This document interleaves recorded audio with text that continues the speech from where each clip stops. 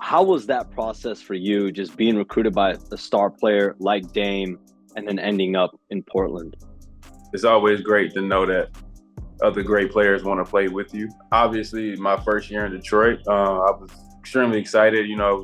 I got a chance to play and blossom and grow and do something that I never had a chance to be able to do before, being the vocal guy, the main guy. We kind of took a turn differently in Detroit. When I talked to Dame in Vegas, we were talking about it, being a main guy and stuff like that, and I told him that I got a lot more respect for people who are the number one option, because it's a lot more difficult than just putting up the numbers. So yeah, that's kind of how we started. So you end up in Portland. I know there were some reservations because it kind of came out of nowhere. What were your feelings when you first got moved? You have a feeling where you want to be somewhere where you're winning and this and that. But when it happens, if you're not ready for it, your emotions are always up in the air. So, I didn't know how to feel about it for like the first night or first night and a half or day and a half or something like that. But once I settled down and my emotions kind of moved out the way, just realized it's a better situation for me to be able to blossom still in my role, being one of the main guys, but also being able to win in that situation. I think it's a great situation for me. Now you're kind of in a hybrid situation where you're able to learn from Detroit, learn from Denver, learn from all your experiences to put this together in Portland. I think it was a great decision on my part for my career to be able to grow and experience being in that position, knowing where I'm at, knowing where I can be. But like I played so many different roles, like you said, throughout my career, whether it's being a guy that might not play every game to being the main guy in Detroit, and now here being one of the main guys. It's definitely a lot better here. Some games I still get double teamed, but just knowing that I got these guys around me, I know that a lot more hesitant to throw a double team at me, and if they do, then they're obviously paying for it, leaving Dame or whoever else on the team open. So. When you look at that team in Denver now, what do you make of that exit that you had with Denver?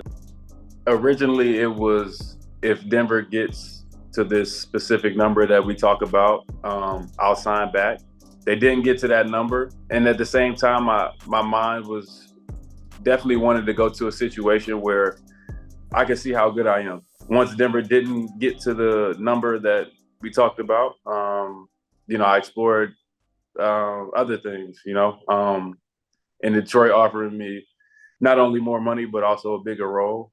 It was an easy decision for me, just because Denver didn't get to to the point where we negotiated or where we talked about. So that was the biggest thing for me, I would say. How big are those goals for you, trying to be on the all-defensive team and trying to continue to improve your efficiency into this season?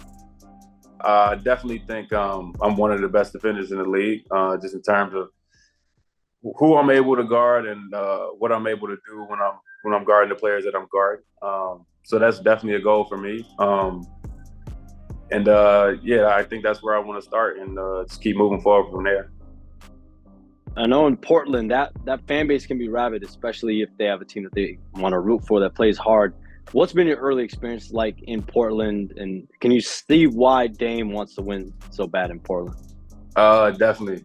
They've been embracing me since I got traded. Before they even really seeing what I can do, they watch highlights and stuff like that. But they've been cheering me on and rooting for me since I got traded, and obviously, I'm playing well right now. So they're backing me, but I think they will back me regardless. I think this fan base is definitely different from any fan base that I played with so far. I really like this group of guys. I really like this team. I like this organization with Chauncey. So we'll see. We'll see where it goes, but I definitely like this situation that I'm in, and we'll see how it goes from there. You play with a lot of great players in your career. You talk about Russell Westbrook, Paul George, Nikola Jokic, Jamal Murray. Now you got Dame Lillard on this team. What did you learn out of that you saw your peers have to deal with, and then you got to be put in that position? It's a lot harder than what you would think. It's not as simple as, you know, you just going out and you dropping 20 every night. It's a leadership role you take with being the main guy.